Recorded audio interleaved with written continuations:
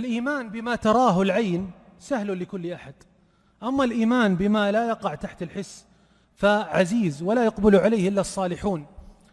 ونحن نعيش أيها الأحبة في عالم الآن متخبط، لا يؤمن إلا بما يراه وبما يراه وما يقع تحت حسه.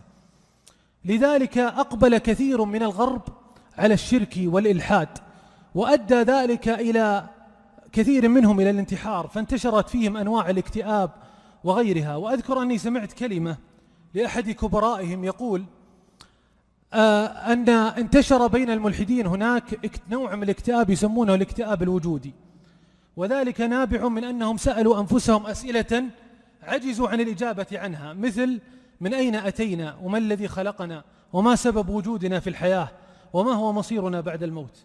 وهنا أيها الأحبة يتبين لنا عظم ومجد هذا القرآن، وأيضا نعمة الله علينا الذي خلقنا مسلمين وأوجدنا مسلمين في بيئة صالحة، ثم نعمة الله على العبد الصالح المؤمن الذي يرى أجوبة هذه الأسئلة بين يديه في كتاب ربه.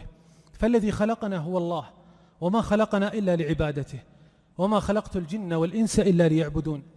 وما خلق الله الموت والحياة إلا ليتبين من أحسن العمل ممن أساء، الذي خلق الموت والحياة ليبلوكم أيكم أحسن عملا.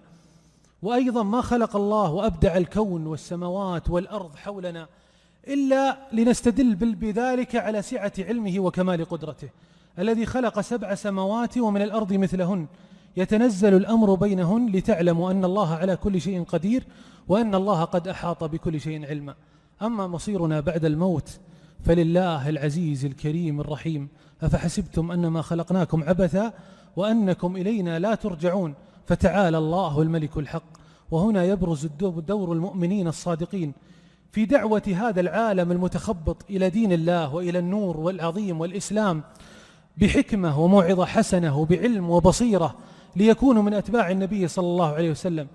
قل هذه سبيلي أدعو إلى الله على بصيرة أنا ومن اتبعني.